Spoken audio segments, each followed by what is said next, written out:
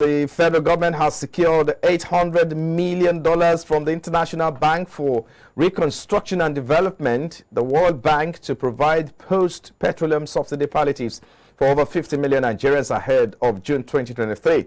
Minister of Finance, Budget and National Planning Zainab Ahmed revealed this to State House correspondents on Wednesday after this week's Federal Executive Council chaired by the President at Aso Rock in Abuja. According to Ahmed, the $800 million fund funds for the first tranche of palliatives are ready to be disbursed to 10 million households in form of cash. He said there's a provision of the Petroleum Industry Act that says 18 months after the effectiveness of the PIA that all petroleum products must be deregulated. That 18 months takes us into June. That's according to the Minister of Finance there.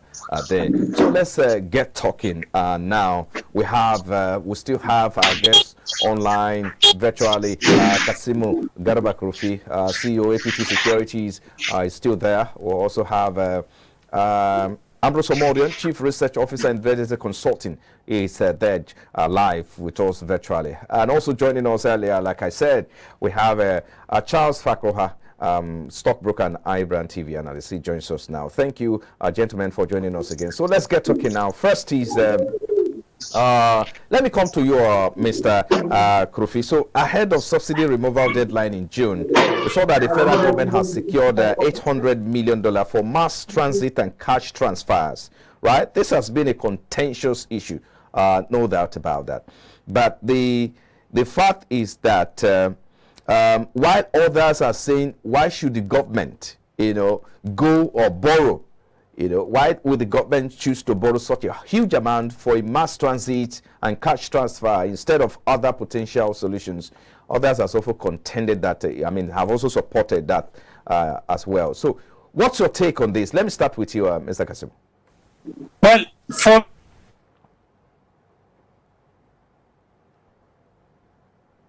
Okay, I think we have a connection problem with Mr. Kasimo there. So let me get to you quickly, Charles Fakroha.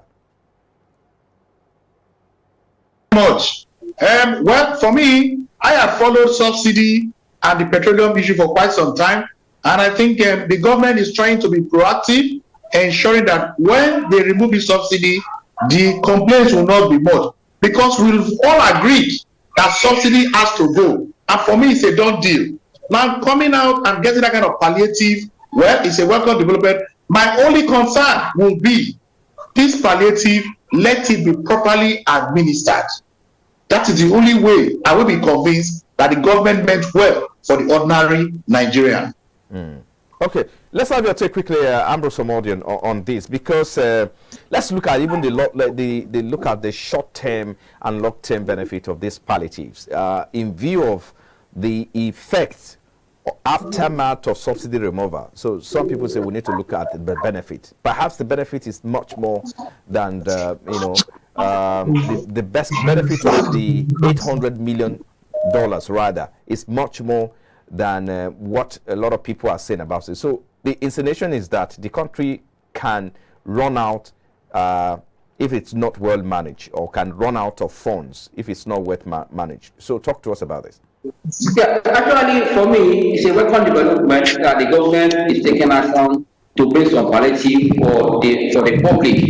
Yes, another thing that is very important is not just bringing palliative. What is the plan on ground?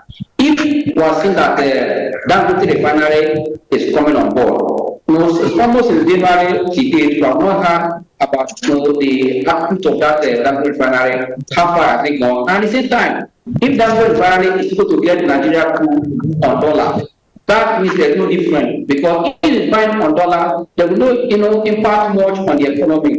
If it's buying on naira, I still consider there will be some positive impact for me, because if the man is borrowing money abroad on dollar, it's also going from Nigeria to naira.